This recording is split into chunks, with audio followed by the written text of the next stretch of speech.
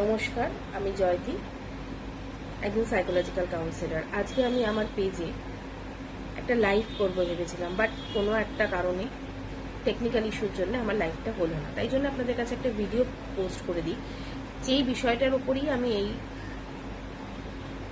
আজকের লাইভটা করতাম। ছেলেদের মানসিক স্বাস্থ্য। ছেলেদের মানসিক স্বাস্থ্য কেন ইম্পর্টেন্ট? এখন দেখা যাচ্ছে মেয়েদের থেকে ছেলেদের আত্মহত্যার সংখ্যা সব থেকে বেশি। তার কারণ ছেলেরা কিন্তু এক্সপ্রেস করতে পারে না, ছেলেদেরকে আমরা এক্সপ্রেস করতে শেখাই না।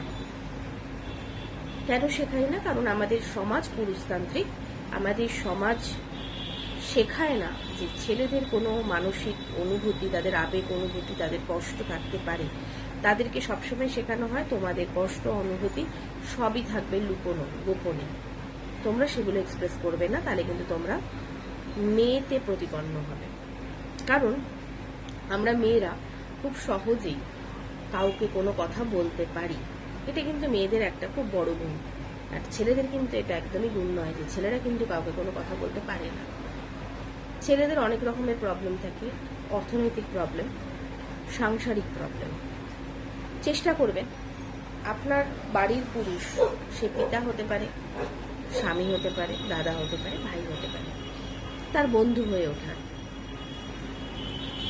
বন্ধু হওয়াটা সব থেকে প্রয়োজনীয়।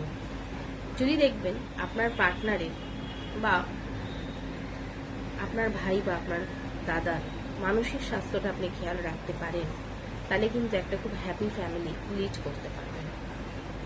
আর ছেলেদেরকে বলছি, এই যে আপনারা রেগে যান, আপনাদের ডিপ্রেশনের ফলে আপনারা অ্যালকোহলিক হন, সিগারেট খান, সেটা থেকে দূরে থাকুন। কারণ ডিপ্রেশনের জন্যে যদি অ্যালকোহল বা সিগারেট খেতে হয়, সেটা কিন্তু সাময়িক, সেটা কিন্তু আপনার শরীরে ইম্প্যাক্ট করছে। সত্যি যদি ডিপ্রেশনে পড়েন, মন খুলে কথা বলুন, দেখবেন আপনি ডিপ্রেশন থেকে খুব সহজেই বেরিয়ে আসছেন। আর আরেকটা কথা বলে দিই, আবারও খুব শীঘ্রই আমি লাইভে আসব ছেলেদের মানসিক স্বাস্থ্য নিয়ে। যে টেকনিক্যাল ইস্যুগুলো আজকে ছিল, সেই টেকনিক্যাল ইস্যুগুলোকে বাদ দিয়ে পাশে থাকবেন, সাথে থাকবেন। এবার থেকে প্রতি রবিবার আমি আপনাদের সঙ্গে থাকব।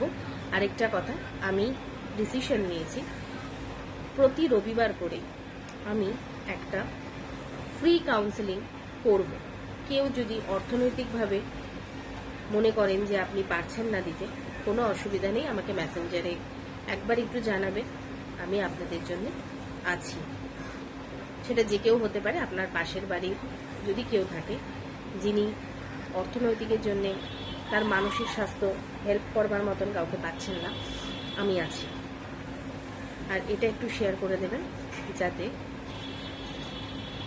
সবাই এটা দেখতে পারে। আর আমি সাউথ কলকাতায় বসছি, আমার অ্যাপয়েন্টমেন্টও আপনারা পেতে পারেন। যদি কোনো দরকার পড়ে আমাকে অবশ্যই যোগাযোগ করবেন। নমস্কার।